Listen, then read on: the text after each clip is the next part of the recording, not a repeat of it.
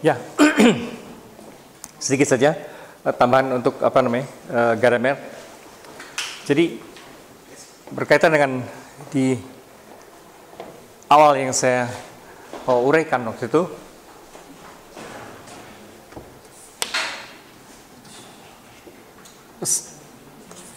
seni khususnya estetik, seni maupun estetika itu pada Gadamer dijadikan sebagai paradigma bagi pemahaman, bukan sains gitu ya. Jadi itu dia membalik, bukan sains yang biasa dijadikan paradigma seperti yang lalu-lalu, tapi seni yang dijadikan paradigma untuk pemahaman.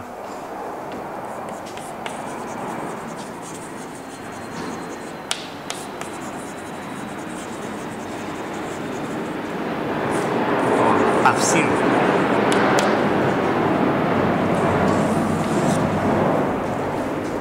Jadi gitu.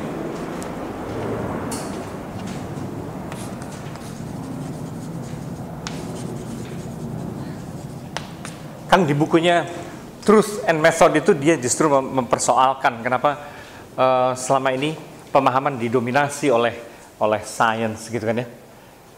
Yang terlalu, apa kelemahannya sains tuh? Terlalu subjek objek itu ya, terlalu subjek objek itu. Jadi ini bukan sains yang subjek objek gitu. Yang dijadikan paradigma adalah seni. Paradigma maksudnya adalah model. Yang dijadikan model untuk pemahaman, untuk tafsiran itu bukan sains pada Gadamer, justru adalah seni. Karena seni persis bermain di tengahnya, di dalam interaksi itu. Seni itu soal interaksi di antara subjek dan objek. Jadi mengapa seni dipakai sebagai paradigma? Karena yang temporer sudah kita karena di dalam seni itu pertama-tama seni itu bukan hanya urusan dengan keindahan dan pengalaman estetik gitu kan ya. Seni itu bukan soal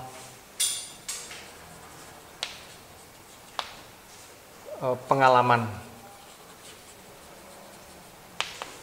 keindahan ataupun kesenangan saja gitu. Karena lama sekali seni pun disalahpahami gitu kan ya. Seperti yang sudah kita biasa bahas di dalam estetika. Seni terlampau lama dipahami di wilayah atau beauty atau pleasure gitu loh. Itu tuh menjadi dua kata kunci yang terus-menerus dalam tradisi filsafat barat itu muncul kalau orang membicarakan estetika atau seni. Selalu urusannya beauty atau pleasure kesenangan ya. Soal keindahan dan kesenangan. Tapi dalam Gadamer bukan itu. Seni itu pada jalur Heideggerian, seni itu soal the truth. Melainkan soal the truth ya. Soal kebenaran gitu loh. Kebenaran realitas gitu. Ya saya sering menekankan ini dalam kuliah estetika, soal kebenaran gitu kan ya. Itu tuh jalurnya Heidegger dan Gadamer, dan menurut saya lebih benar gitu ya. Soal truth. Soal kebenaran. Itu pertama. Kedua, juga seni itu menjadi paradigma karena di dalamnya tadi saya sudah sebut di antara subjek dan objek. Seni itu bermain di tengahnya, yaitu karena ada unsur play di situ. Play itu persis di tengah di antara subjek objek gitu ya. Tidak pernah sangat subjektif objektif gitu. Dalam menikmati karya seni tidak pernah kita bisa menyebut semata-mata subjektif. Kalau kacamatanya sains ya tentu gitu. Maka reaksi banyak orang juga kalau di kelasnya itu karena kacamatanya sains, kalau gitu tafsir itu subjektif dong Pak. Nah, itu justru tidak ada lagi subjek objek di situ. Karena play, karena interaksi, karena bermain. Jadi ini permainan ini menjadi Jadi penting di dalam pemahaman juga. Jadi pemahaman itu berurusan dengan truth. Oh, satu catatan tentang truth yang temporary dipakai juga oleh Heidegger adalah soal truth itu selalu kebenaran melalui simbol, kan? Kebenaran melalui simbol. Kebenaran melalui simbol di manifestasinya itu. Tapi simbol tidak pernah secara ekshaustif memanifestasikan kebenaran. Tahu ekshaustif 100%, habis-habisan. Tidak pernah memanifestasikan habis-habisan kebenaran itu. Selalu ada misteri. Begitu kita mengatakan A, selalu ada yang hilang dari situ juga. Jadi waktu itu istilahnya pakai bahasa Inggris dialektik antara simbol itu adalah dunia the truth, dunia simbol itu adalah dialektik antara, kalau menyembunyikan dan mengungkapkan dalam bahasa Heidegger, dalam bahasa Inggrisnya revealing, concealing, revealing dan concealing. Dialektik antara revealing dan concealing. Selalu ada yang luput, dan itu harus dirumuskan lagi dengan simbol yang lain. Dan nanti luput lagi, selalu butuh simbol. Maka kebenaran dari sudut ini, maksudnya kebenaran dari sudut simbol itu, kebenaran itu tidak pernah selesai, tidak pernah final dirumuskan. The truth itu tak pernah final.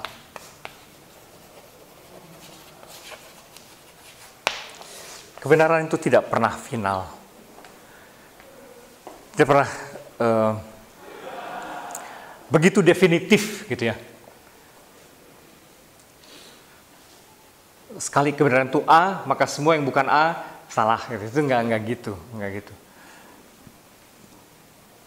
Kebenaran itu terlalu kompleks, terlalu luas, dan itu akan selalu bisa dirumuskan lagi dalam aneka simbol baru.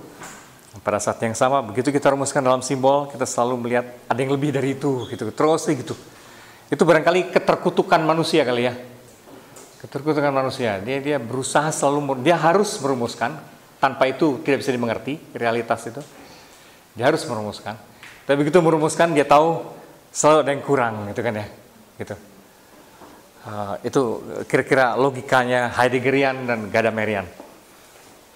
Dialektik antara revealing, menampakkan, concealing, menyembunyikan. Maka, ya lagi-lagi kembali ke sini, ini soal permainan sebagainya, soal permainan di situ. Dan yang tampil dalam permainan bukan subjek objek, melainkan apa tadi? Dulu kita sudah bahas konsekuensi dari permainan, bukan subjek atau objek, tapi apa yang muncul?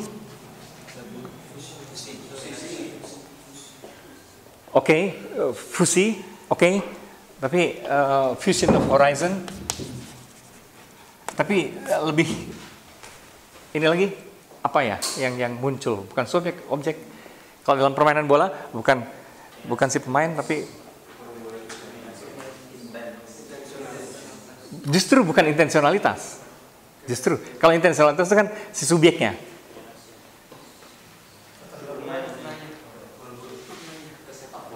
Kesepak bolaan itu disebutnya apa? The subject matter. Subject matter.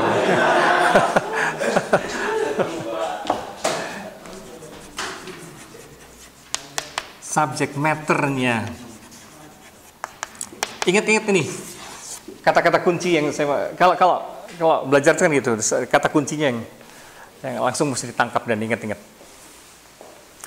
Jadi yang penting kerangka yang baru di dalam paradigma permainan adalah bukan subjek, bukan objek, tapi the subject matter in between, di antara itu, gitu ya. The subject matter in between the subject and object. Maka yang terjadi memang adalah fusion, di dalam peristiwa itu, gitu. Peleburan. Tapi jangan lupa istilah subject matter itu. Dan the truth itu muncul di dalam the truth of the subject matter gitu. Kebenaran bermain bola itu sesungguhnya apa?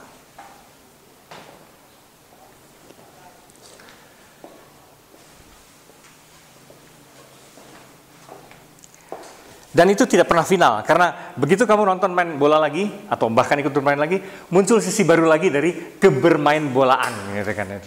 The truth of soccer, misalnya gitu kan. Itu kebenaran itu akan muncul lagi setiap kali secara baru.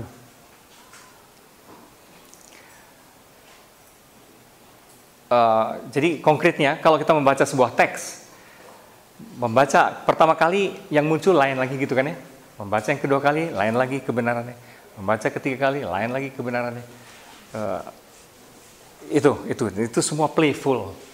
Sesuatu proses yang playful. Ya, itu concerning art ya. Nah, sekarang ada satu sisi lain lagi di dalam pemikiran Gadamer itu yang juga penting, soal historisitas. Dia melanjutkan lagi Heidegger. Soal historisitas. Unsur kesejarahan ini. Historisitas. Dia bilang setiap pemahaman, mengikuti Heidegger, setiap pemahaman itu selalu dibentuk oleh masa lalu kita, gitu kan ya.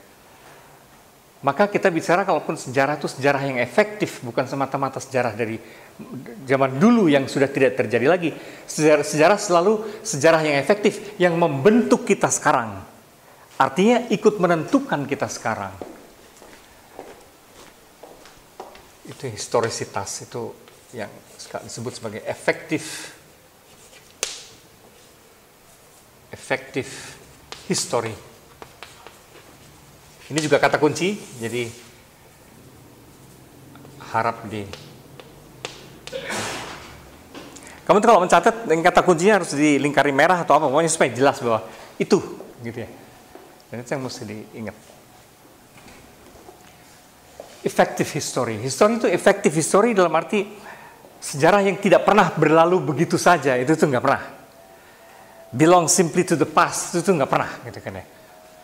Tapi sejarah ini sejarah yang membentuk kita dan ikut menentukan pemahaman kita saat ini. Gitu. Jadi penting. Sejarah dalam arti itu masa lalu penting karena dia membentuk perspektif kita, horizon kita.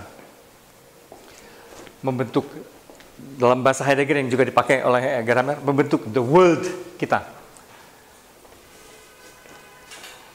Yang membentuk horizon atau world kita.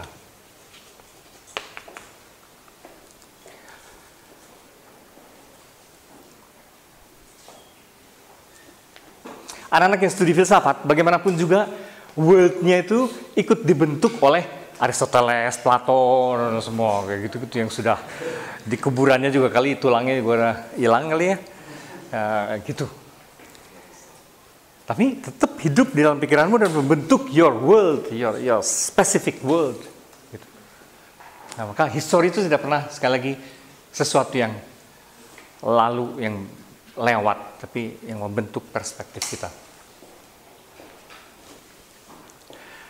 Ya, jasa yang ketiga sebetulnya sudah saya ceritakan di awal juga, bahasa. Bahwa dia meradikalkan itu primacy of language.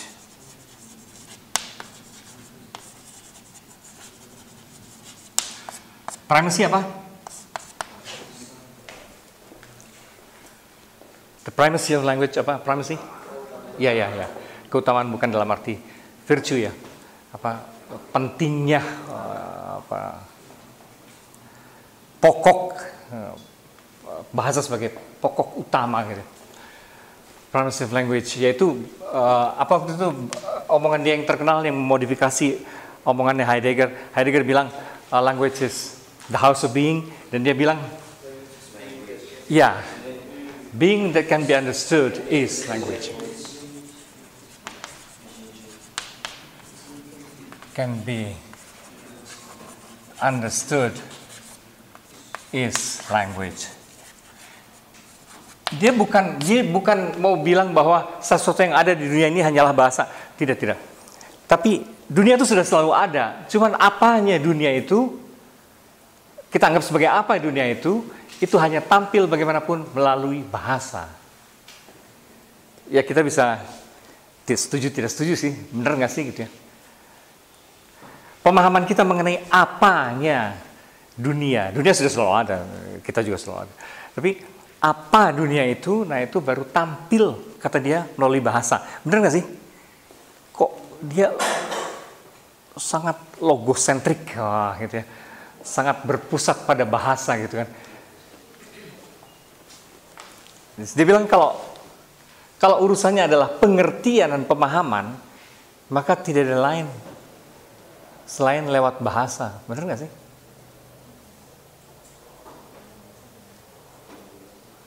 Saya tuh kadang-kadang ragu juga masalahnya. Apa iya gitu? Apa iya pengertianmu sangat tergantung pada bahasa? Mungkin iya sih, tapi gimana?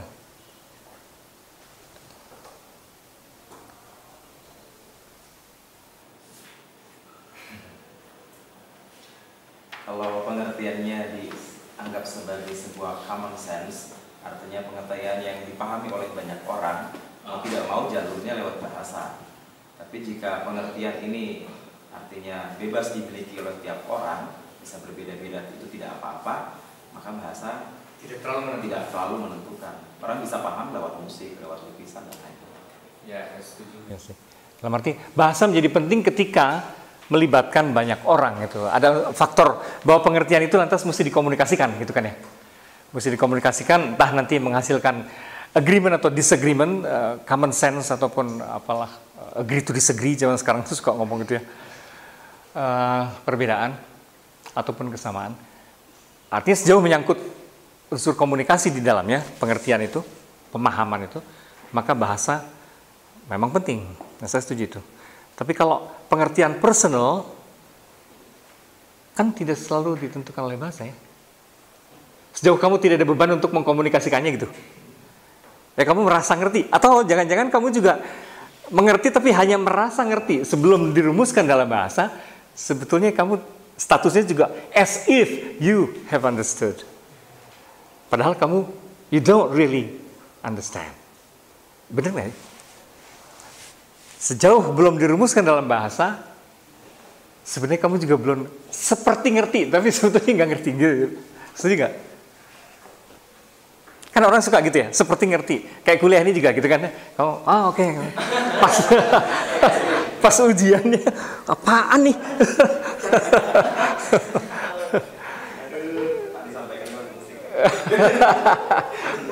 Dan penyakit orang Indonesia ya, penyakit kultur lisan adalah as if itu, seolah-olah itu. Itu tuh penyakit kultur lisan di mana-mana gitu. Ya betul. You act as if gitu kan. Seakan-akan gitu kamu ngerti. Padahal kalau didedes gitu juga nggak ngerti apa gitu. Karena tidak biasa mengartikulasikannya di dalam bahasa. Kan begitu kamu dipaksa mengartikulasikan dalam bahasa, lantas memastikan kan sebenarnya kan apa gitu, dan ketahuan kamu sebetulnya nggak pasti dan nggak yakin dan nggak tahu sebenarnya. Setuju nggak sih? Kalau seandainya makna bahasanya diperluas, jadi bahasa itu nggak cuma sebagai susunan gramatikal yang kita ungkapkan, diartikulasikan. Tadi seperti kata Markus tadi, mungkin bahasa bisa diartikan bahasa seni atau bahasa apa gitu. Jadi nggak sebagai ya tulisan kata-kata gramatikal yang harus dirumuskan gitu. Jadi saya merasa bahwa benar-benar itu main ngomongnya gitu loh. Jadi dia di itu disclosure-nya lewat bahasa tapi bukan bahasa yang gramatikal. Saya sempat menduga seperti itu, tapi nampaknya bagi dia bahasa verbal ya. Bahasa verbal sih. Nah itu makanya lantas kita jadi ragu-ragu. Tapi saya setuju kalau bahasa diperluas, ya, banyak bahasa yang nonverbal kan, banyak juga sampai ke bahasa tubuh,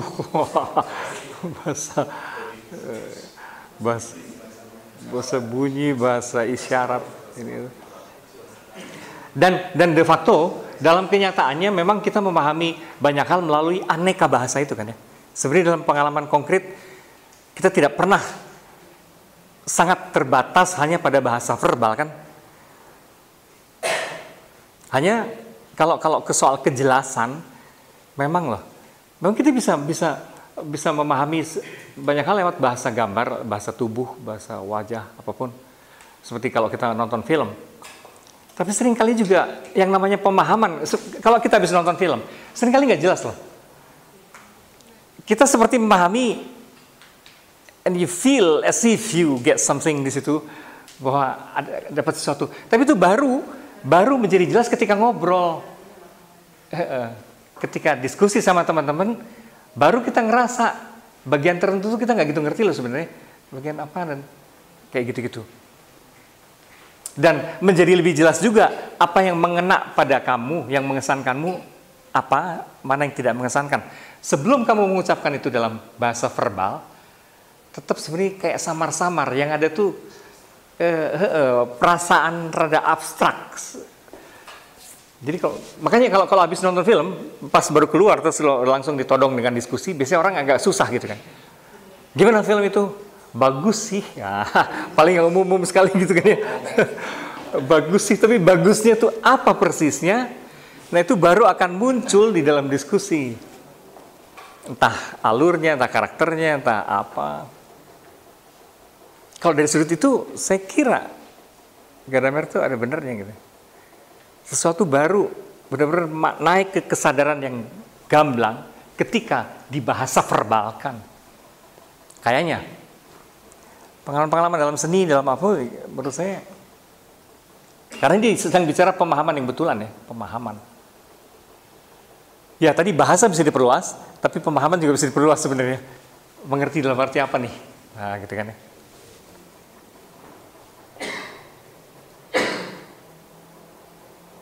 Ada komentar lagi sekitar sini? Kalau tadi kembali ke epistemologi jadinya ya. Kalau understood-nya yang seperti itu kesannya lebih ke alat tahu tentang, bukan tahu bagaimana. Kalau tahu bagaimana kan kadang-kadang malah jadinya tidak verbal. Misalnya, tahukah bagaimana cara memasak ayam yang paling enak? Kalau ngobrol doang kan juga as if juga katanya. Saya kira Gadamer terbatas ke understood Tentang.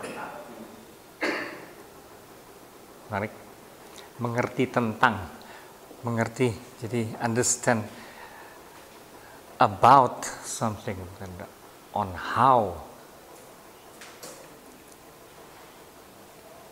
Ya. Orang bisa mengerti tentang sesuatu, misalnya dari pelajaran-pelajaran gitu, tapi mengerti betul. Gini, anak-anak SMP belajar anatomi sistem reproduksi, pendeknya dunia seksual gitu kan ya. Dunia seksual, anak SMP. Tapi belum tentu kan karena belum ngalamin apapun gitu kan. Dia mengetahui tentang, gitu, mengetahui tentang, tapi tidak ada pengalaman di situ dan mengetahui bagaimananya juga barangkali kalau tentang teoritis ya, kali tahu loh. Cuman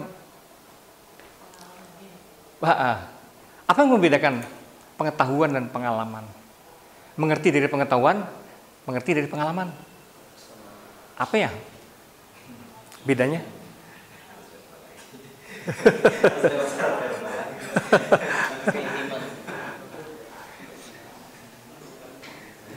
Saya kira itu ada bedanya loh jadinya. Mengerti tentang, mengerti tentang juga kalau tadi lewat pengalaman.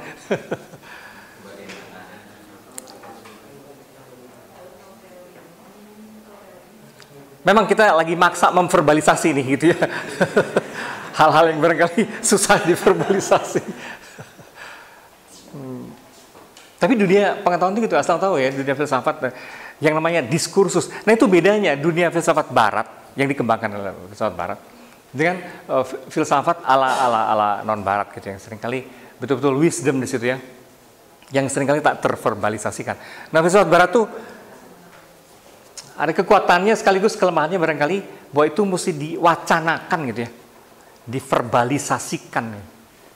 Maksa, banyak hal sebenarnya susah diverbalkan, tapi ya harus diverbalkan.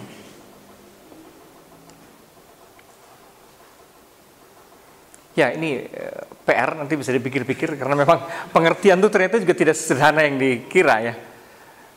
Pengertian tuh banyak loh, understanding tuh banyak.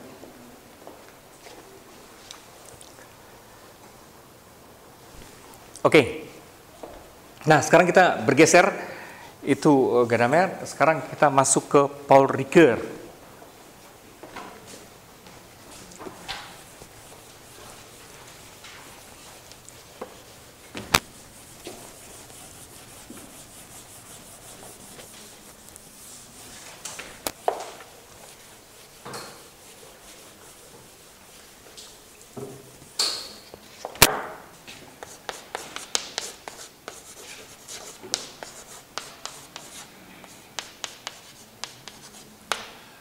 Paul Ricoeur.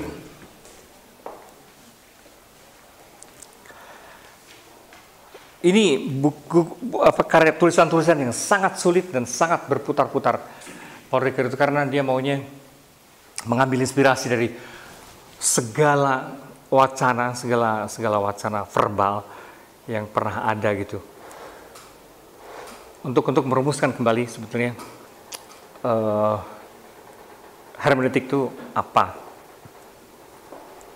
Sehingga rutenya menjadi sangat cerewet gitu melalui dia intinya sih dia menggabung macam-macam ini semacam eklektik ya. Apa itu eklektik? Ya. Dia memilihin yang bagus-bagus gitu semua digabungkan. Eklektik di antara strukturalisme dia ngambil strukturalisme tapi juga psikoanalisis,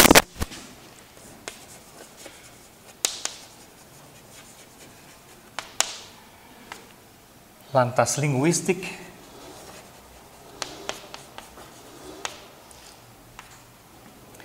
ditambah dengan tradisinya dia sendiri yaitu fenomenologi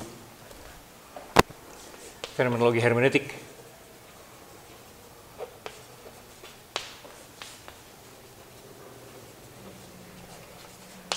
Jadi awalnya dia bergerak sebenarnya di wilayah fenomenologi hermeneutik. Dia bicara mengenai simbol, mengenai kejahatan, mengenai macam-macam lah di tahap waktu dia masih fenomenolog gitu.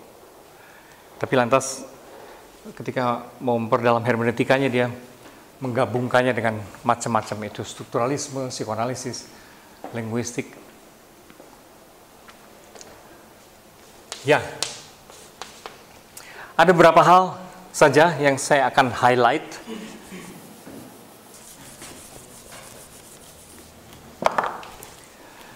Yaitu pertama-tama soal bahasa ya. Bahasa itu apa?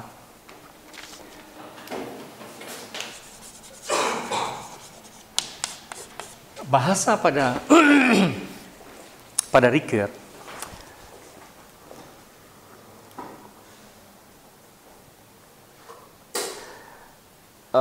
melawan dan sekaligus mengacu sekaligus melawan strukturalisme. Bagi Ricoeur bahasa itu bukan sekedar struktur diferensial.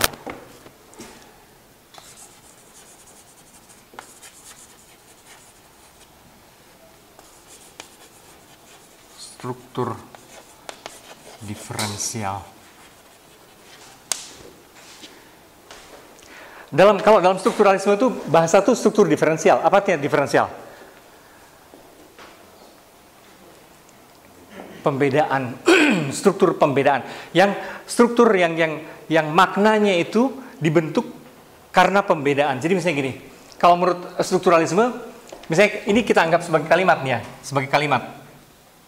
Makna kalimat ini bukan terletak pada maksud saya yang nulis ini, tapi pada pembedaan antara kata bukan dengan sekedar, dengan struktur, dengan diferensial. Nah, ini beda dengan ini. Gara-gara perbedaan ini lantas muncul makna, keterkaitan dari perbedaan itu. Maka diferensial sebutnya. Kita mengerti kalimat ini bukan sekedar struktur diferensial, karena kita tahu bukan itu apa, sekedar itu apa, struktur itu apa, diferensial itu apa. Ketika digabung, kita jadi ngerti. Itu aja. Jadi nggak ada kaitannya sama maksud manusia yang ngomongnya gitu.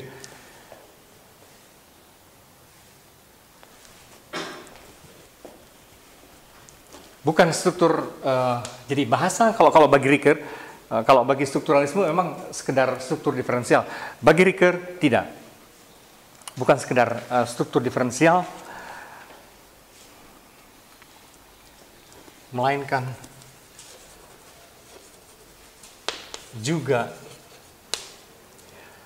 proses intensional.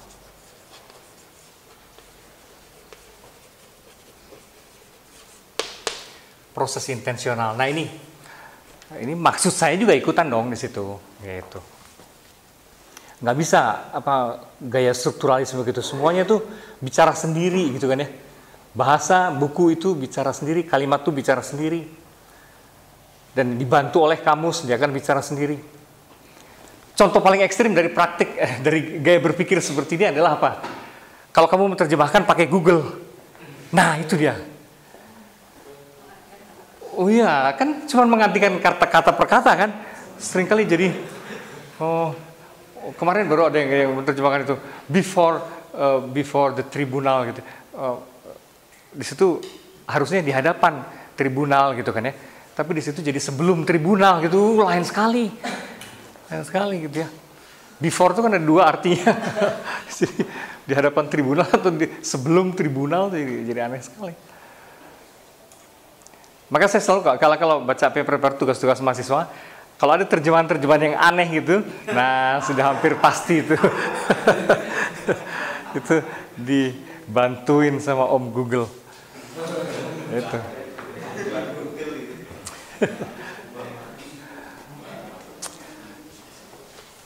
Jadi dia jalan sendiri gitu kan ya, jalan sendiri. Itu persis kira-kira kerangka berpikir ala strukturalisme. Kalimat-kalimat semua kata itu dia menerjemahkan dirinya sendiri. Ya bagi Ricoeur itu rada omong kosong katanya, karena oke, ada unsur itu tapi juga plus maksud ya, plus intensional dalam arti maksud si pengarangnya juga ikutan di situ.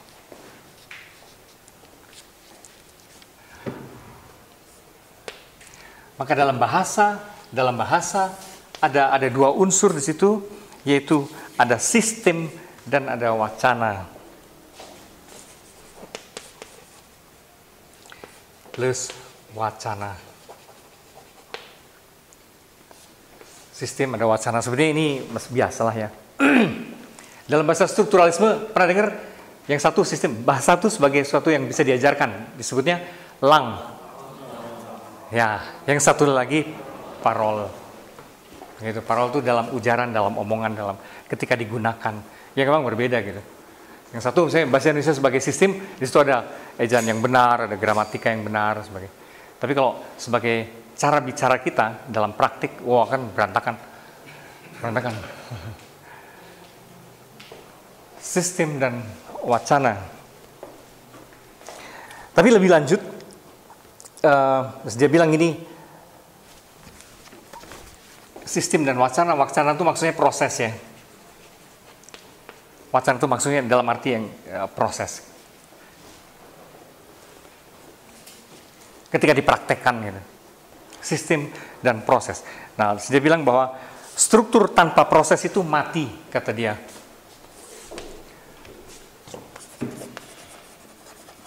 Struktur tanpa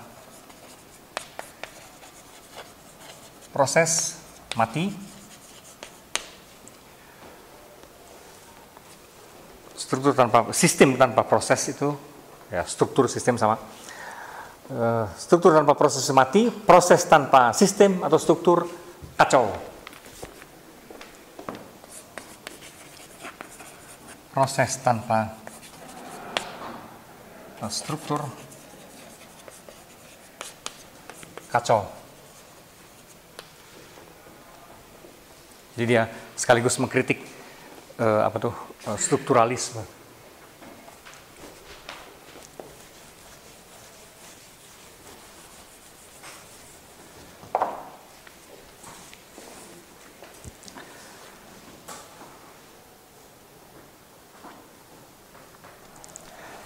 Itu satu poin.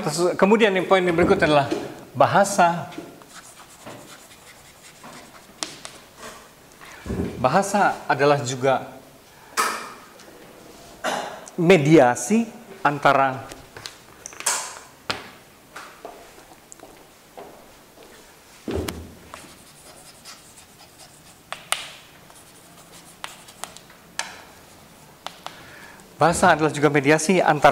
aku dan sesama, aku dan dunia, aku dan diriku.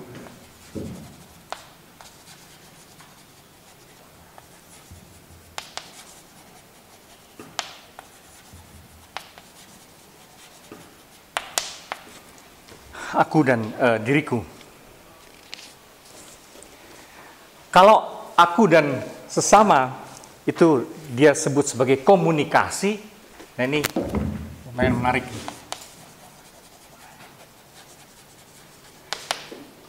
Konteksnya itu komunikasi. Kalau aku dan dunia, konteksnya itu referensi.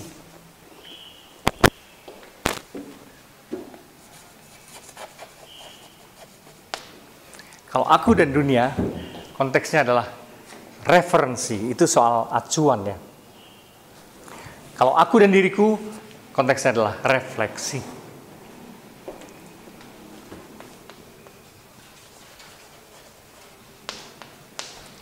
Maka dengan itu sekaligus ada bahasa itu mengandung fungsi komunikatif, fungsi referensial, dan fungsi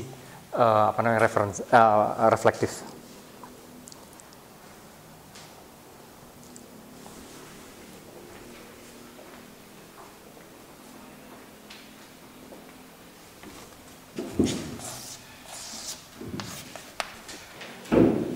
Nah, kemudian wacana atau proses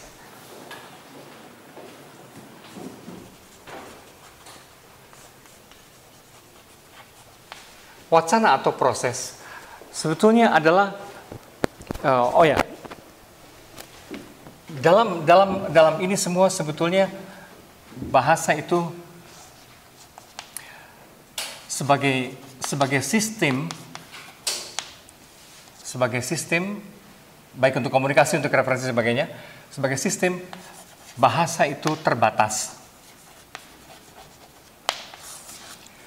Itu dulu saya kira.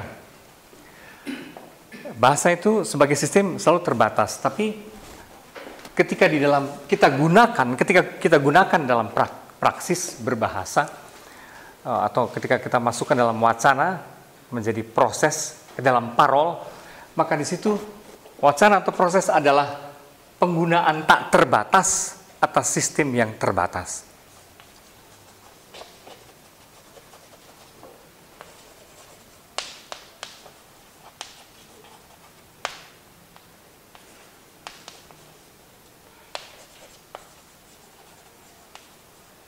Nah ini menarik.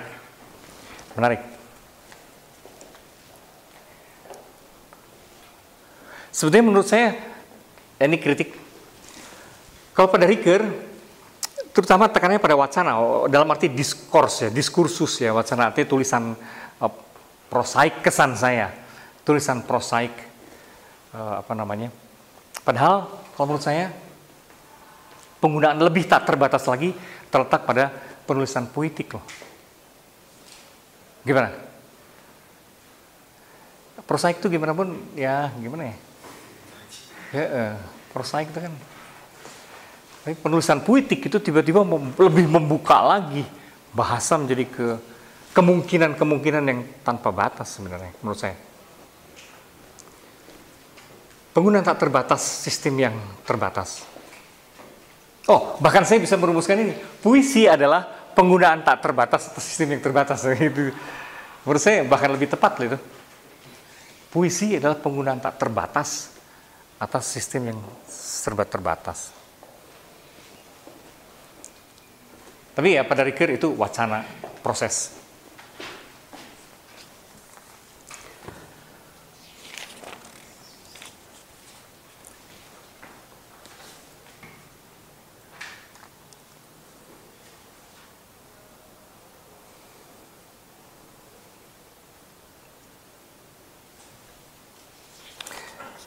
Oke, lalu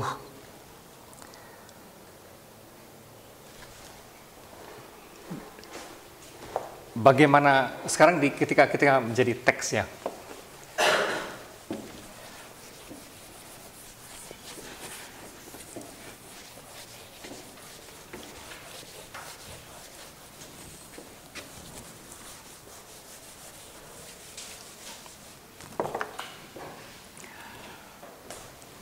Tadi itu bahasa. Nah, ketika bahasa sudah menjadi kemudian menjadi teks, ketika wacana yang tadinya lisan kemudian menjadi teks gitu.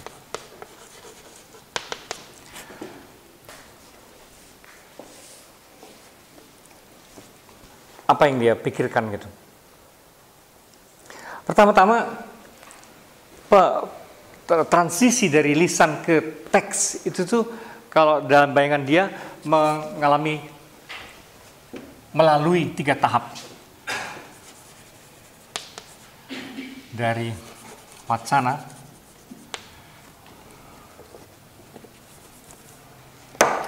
dari peristiwa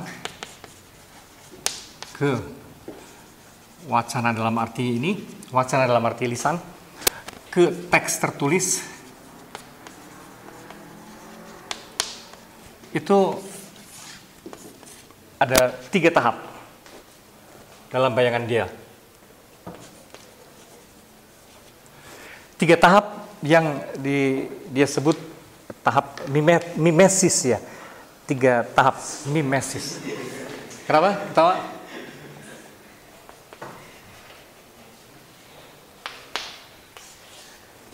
Istilah itu muncul dari kuliah apa lagi? Oh. Mimesis.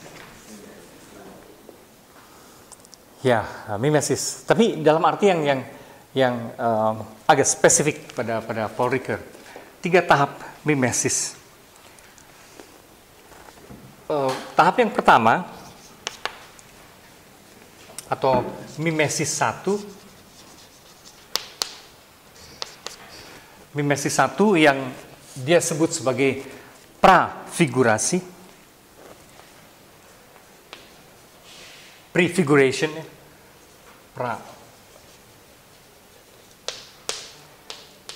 prafigurasi,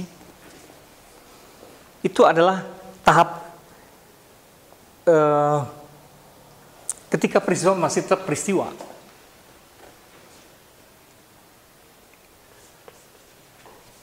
Situasinya tuh yang terjadi adalah peristiwa aja.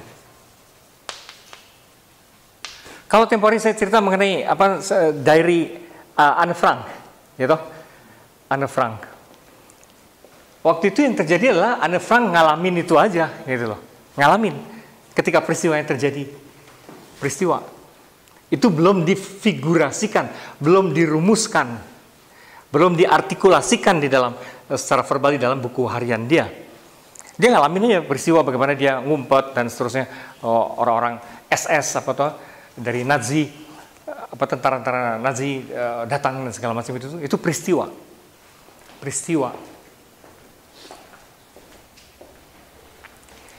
Pada tahap kedua ada mimesis 2.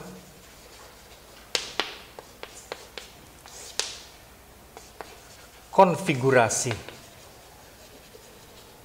Nah, baru di situ ada proses penulisannya, pewacanaan atau bahkan penulisan.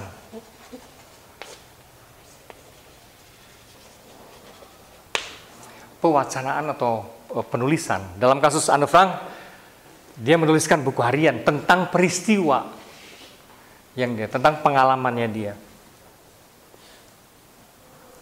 Nah, di situ sudah ada emplotment Di sini ada unsur baru dalam ini ada emplotment. Apa artinya kira-kira? Ya, menciptakan alur di situ. Orang menciptakan alur di situ. Jadi ada proses seleksi di situ. Ada proses seleksi dan pembentukan.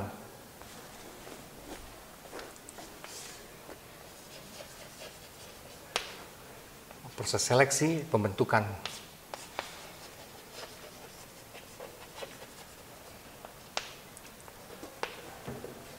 Ketika dia menulis tuh kan sebagai peristiwa sih kompleks sekali ya.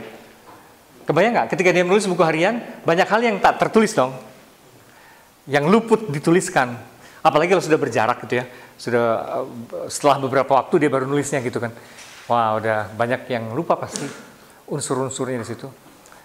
Dan apa yang dianggap penting dan tidak penting dan segala macam itu kan lantas otomatis dia menyeleksi juga, menyeleksi unsur-unsur apa yang dianggap penting dan tidak penting ketika menuliskannya. Ada emplotment, ada pembuatan alur cerita. Dan biasanya kalau ditulis itu hampir selalu ada unsur ini ya supaya menarik orang lain gitu kan ya. Ya toh? Ada unsur dramatiknya, ada suspense, ada unsur dramatik. Persis sama dengan orang melihat peristiwa tertentu di kalangan yang suka gosip gitu kan ya. Nah biasanya digosipkannya kalau cuma dilaporkan ala reportase biasa kan kurang seru. Masa dong si ini gini-gini. Wah, masa dong itu sudah mendramatisir gitu ya. Gitu. Tahu nggak si ini tadi, wah itu tuh tahu nggak itu sudah menarik perhatian, itu dramatik gitu kan. Kan lain kalau hanya reportase. Tadi gue lihat si itu jalan sama si ini gitu ya. So what? Gitu. Tapi kalau ditambahi dengan masa dong si ini, wah itu lain. Ada suspense, ada dramatika di situ.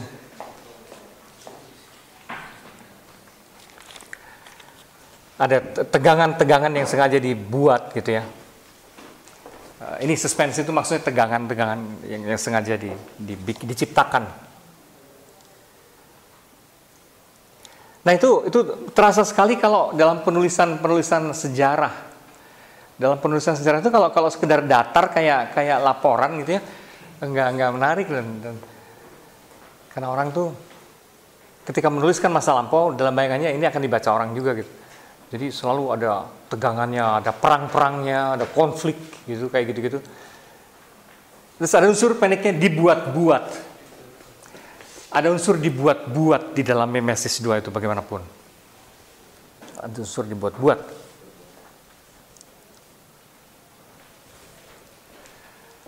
Nah, tahap ketiga adalah Mimesis 3. Ya, maksudnya Paul Ricoeur itu kekeh menggunakan mimesis karena dia mengacu ke khasanah Yunani klasik ya, terus memperluas itu. Yunani klasik dalam artian Plato maupun Aristoteles. Tapi memperluas itu. Nah, mimesis 3 yang dia sebut sebagai, kalau tadi prafigurasi sebelum difigurkan, konfigurasi ketika difigurkan, sekarang maka transfigurasi. Ini adalah momen transfigurasi ketika apa yang ditulis berbaur, melebur ala Gadamer fusion dengan horizon si pembaca. Ada unsur kreatif di situ, ada transformasi makna di situ. Jadi yang terjadi adalah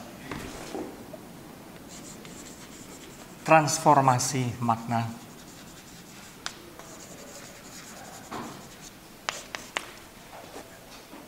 Yang ala Gadamer di situ ada fusion antara horizon si itu buku itu dengan horizon pembaca. Fusion. antar horizon. Dalam hal itu sejalur dengan Gadamer.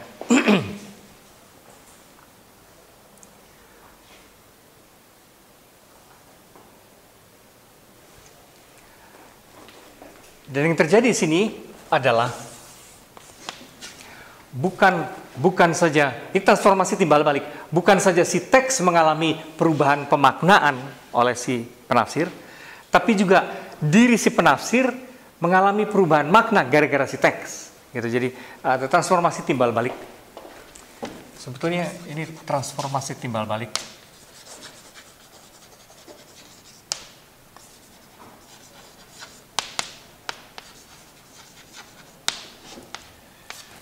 Jadi bukan hanya buku harian Anne Frank itu dipahami secara baru sebagai entah apa oleh si pembacanya, tapi juga si pembaca, hidup si pembaca semacam diubah, dilihat dari sudut kacamata sebuah buku harian pada zaman rezim otoriter, ya, totaliter.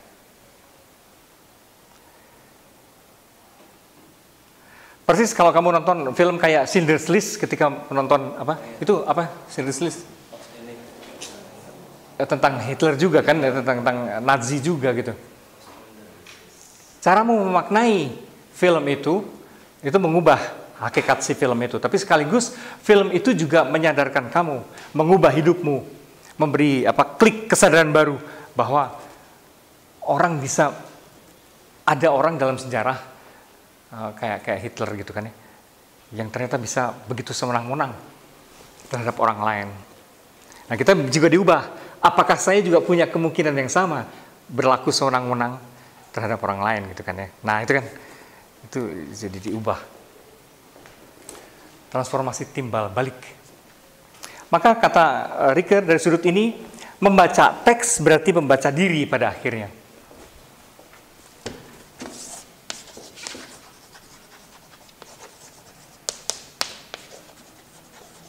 Baca ulang diri. Akhirnya gitu. Membaca teks itu berarti membaca ulang diri.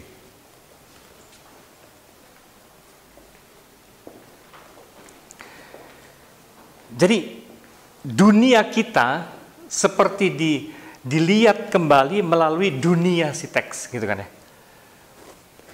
Dunia kita dilihat kembali secara baru, diinspirasikan oleh dunia teks. Ricoeur banyak mengelaborasi unsur dunia ini. Dunia. Dalam bahasa Gadamer tadi subject matter tadi ya, subject matter. Jadi dunia yang tampil dalam Anne Frank akhirnya bukan dunianya si Anne Frank, tapi dunia Nazi, dunia kekerasan waktu itu. Nah, itu membuat kita berpikir ulang, kita sendiri gimana ya, kita di lingkungan kita sendiri sebenarnya adakah tendensi itu, apakah kita sendiri juga mempunyai tendensi itu.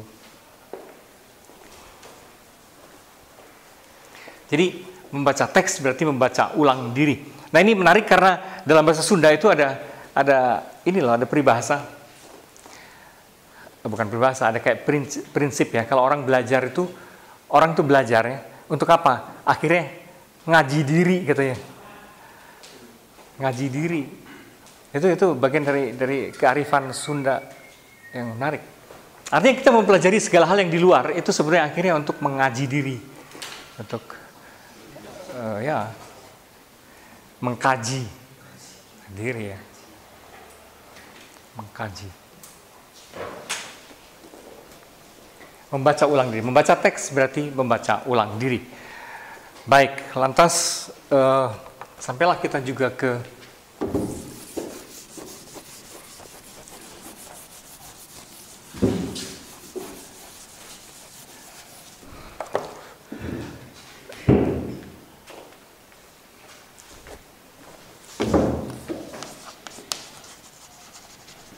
otonomi teks yang sebenarnya sudah kita bahas garis besarnya, yaitu bahwa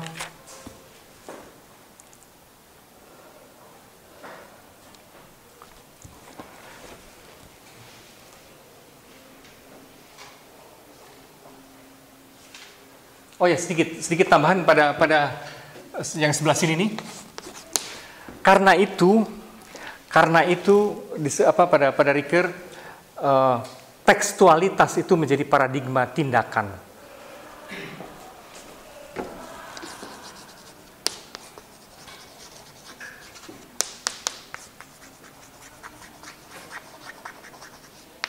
Model untuk tindakan. Dalam arti pertama, tindakan bisa dipahami melalui teksnya. Kedua, dalam arti bahwa teks bisa mempengaruhi tindakan. Gitu. Jadi itu paradigma tindakan. Teks itu menjadi paradigma tindakan dalam arti pertama apa tadi? Tindakan itu menemukan arti atau melalui teks, tapi juga teks kemudian teks mempengaruhi tindakan kita.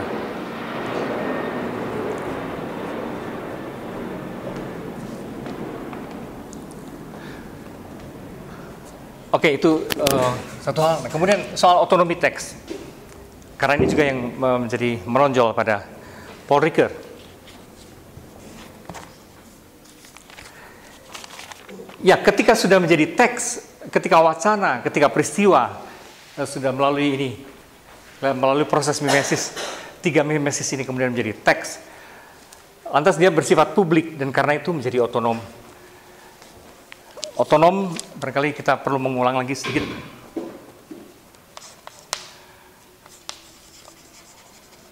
Ketika menjadi publik,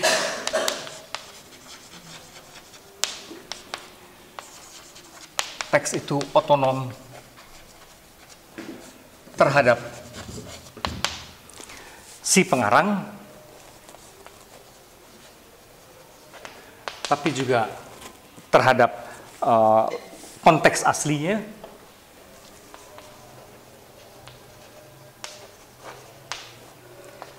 dan akhirnya otonom terhadap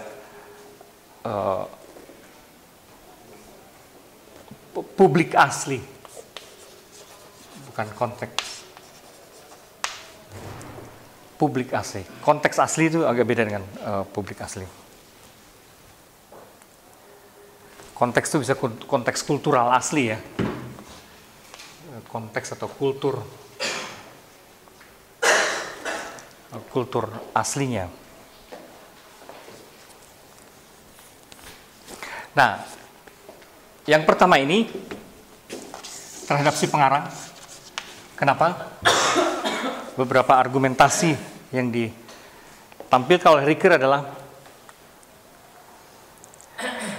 jadi maksud dia tuh arti sebuah teks selalu lebih luas daripada maksud si penulisnya. Itu arti teks selalu lebih besar daripada maksud penulis. Pertama-tama, lantas yang kedua, bahwa kenapa dia jadi otonom? Karena teks itu sebetulnya setiap teks mengandung ketidaksadaran kolektif.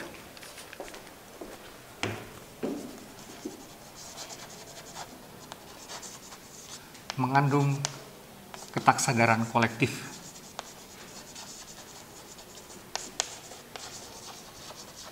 Karena bagi Ricoeur, bahasa itu selalu bermuatan ketidaksadaran kolektif. Dalam bahasa itu ada ketidaksadaran kolektif. Ada contohnya nggak misalnya? Bahasa itu tidak semata-mata milik pengarang, maksudnya gitu kan. Ketika pengarang menggunakan bahasa, maka ada ketidaksadaran kolektif ikutan di situ. Ada contoh nggak ya? Nemu contoh?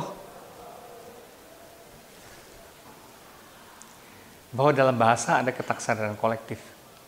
Coba cari istilah tertentu yang untuk orang Indonesia langsung semua ngerti gitu. Kalau orang yang bukan Indonesia jadi nggak ngerti. Apa? Membanting tulang. Oke, membanting tulang. Tapi yang ada kaitannya dengan pengalaman historis kolektif. Apa coba ya? Bawah sadar itu maksudnya kan pengalaman masa lalu yang kolektif. Oke. oke, tapi istilah diciduk itu tuh memang itu bahasa Jawa, dan orang menciduk apa air gitu ya. Apa bahasa Indonesia menciduk?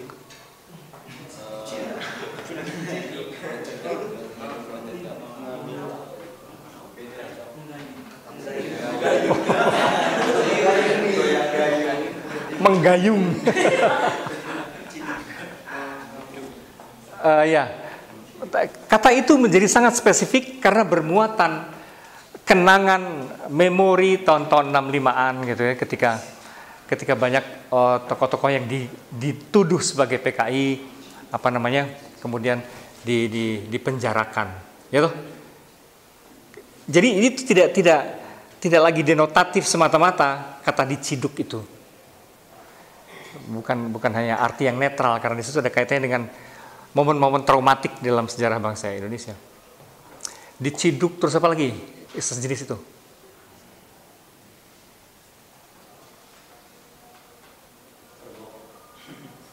Apa? Enggak. Yang enggak. Yang benar-benar konotatif dan bermuatan kenangan kolektif ya, kayak diciduk tadi. Dulu ada istilah bredel. Nah, di bredel itu juga kan kalau arti aslinya cuma di bredel gitu doang, tapi dalam tahun-tahun itu di bredel berarti korannya dihentikan segala macam. Ya, itu. Jadi dalam bahasa itu contoh ekstrim tadi itu semua, tapi dalam bahasa itu memang ada memori kolektifnya.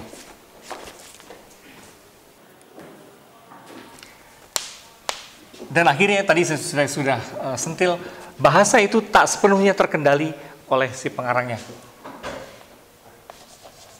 Bahasa tak sepenuhnya dikendalikan oleh maksud pengarang.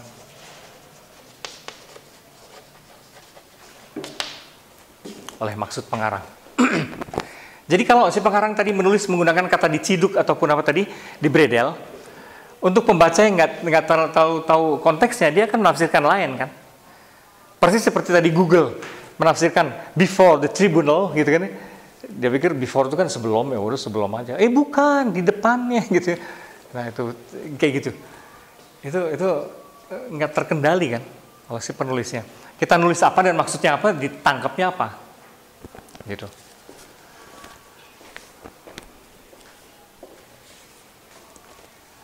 Sekarang yang kedua, dia juga otonom terhadap situasi konteks kultural aslinya.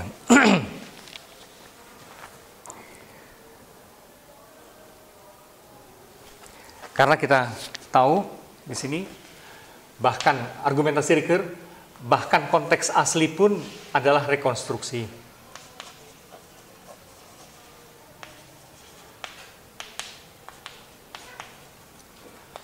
Konteks asli pun seringkali rekonstruksi. Dan rekonstruksi itu apa? Berdasarkan data-data yang ada hari ini, sekarang.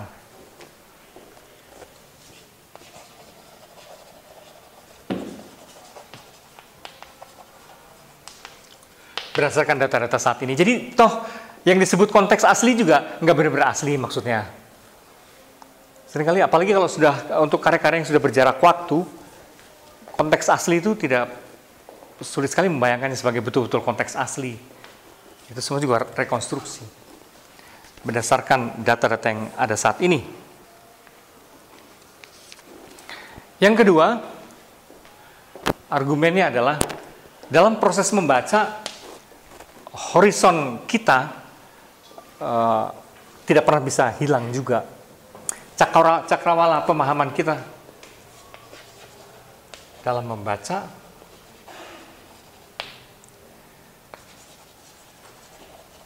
cakrawala pemahaman kita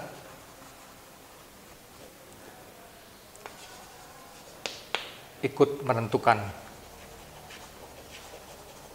Dan itu tuh tidak mungkin tidak begitu maksud Paul Ricoeur tuh. Mau dibayang-bayangkan so asli pun ketika kita membaca bagaimanapun wawasan kita ikutan. Dan itu nggak bisa dilepas gitu. Dan tidak usah dilepas.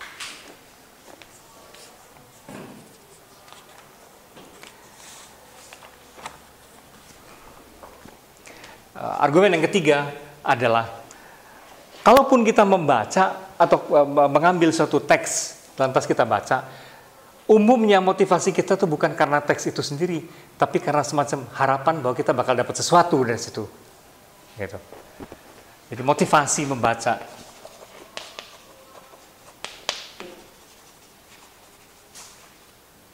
Motivasi membaca itu seringkali bukan karena teks itu, tapi karena saya pengen dapat sesuatu dari teks itu. Saya ingin mendapat sesuatu.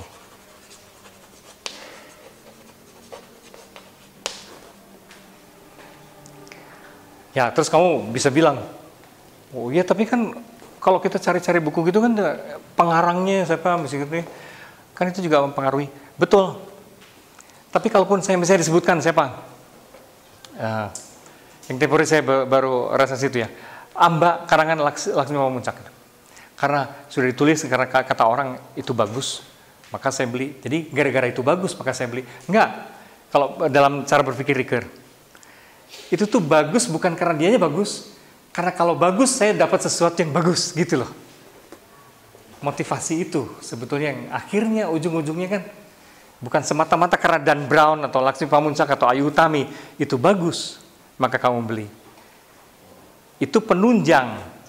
Karena itu bagus, maka saya dijamin bakal dapat sesuatu yang bagus. Jadi tetap aja motivasi saya adalah saya pengen dapat sesuatu. Jadi kalau saya membaca Plato, ini memang buku purba, dialog-dialog Plato. Ngapain? Bukan karena Platonya sebenarnya. Karena saya yakin, konon, kata banyak orang, Plato itu mencerahkan. Nah, mencerahkan sayanya itu yang penting gitu, bukan Platonya. Gitu. Nah, Ricoeur itu gitu, memutar dan akhirnya toh kita sendiri. Maka tadi membaca ulang diri itu loh, itu poinnya dia. Membaca teks itu akhirnya membaca ulang diri kok.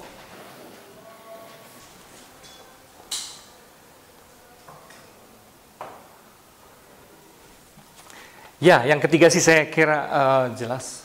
Mana? Ini. Lepas dari publikasinya, ketika sebuah teks sudah menjadi otonom,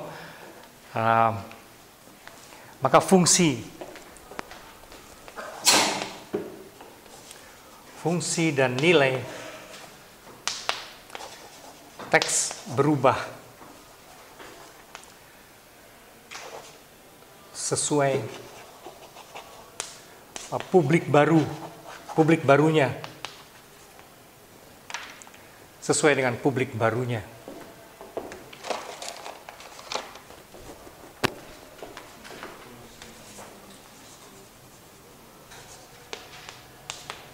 Itu otomatis begitu. Contoh Anne Frank tadinya betul-betul hanya buku harian itu maknanya, fungsinya. Tapi bagi kita tiba-tiba menjadi buku inspiratif. Bukan lagi buku harian, tapi buku inspiratif, kesaksian, testimoni, zaman kekerasan Nazi. Tadinya surat cinta misalnya atau apa dari Eloise dan Abelard, bagi kita jadi apa? Perangsang. Atau apa gitu ya. Apa ketika kita baca kita jadikan apa? Ketika kita baca itu surat cinta yang rada hot gitu kan ya, dari Abelardus dan Eloise. Terus kita baca. Kenapa? Kalau kamu membaca tulisan kayak gitu untuk apa ya?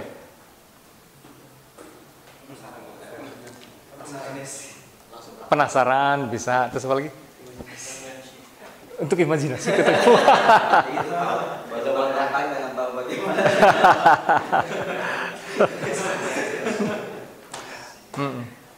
Ya, fungsinya bisa macam-macam sekali. Dan kita nggak bisa mengendalikan itu buat masing-masing apa. Loh iya bisa aja kalau kamu lagi nulis misalnya skripsi atau paper mengenai apa ya, percintaan atau apa, surat itu menjadi referensi judulnya. Referensi. Buat dia tadi bilang untuk imajinasi.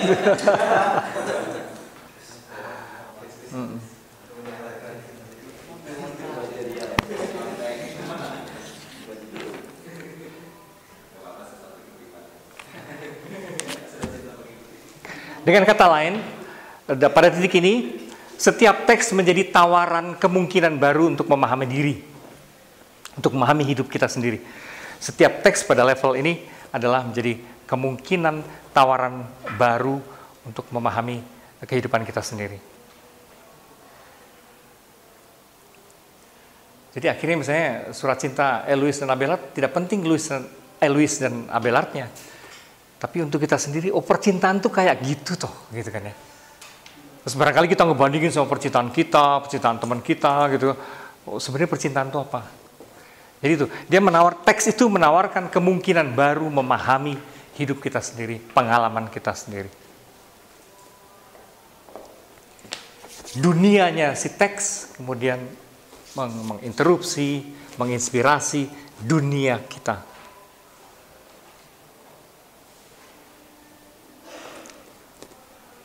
Jadi istilah dunia dalam arti possibility ya, pada Paul Ricoeur kira-kira ada gitunya.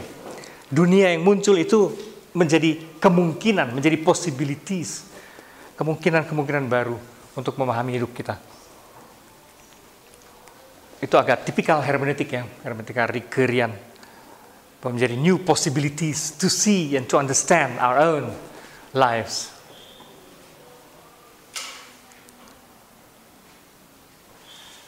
Ya, dan masih ada sekali lagi kita. Nah itu khusus kita bicara mengenai dekonstruksi. Yang jalur Heideggerian yang segini aja dulu.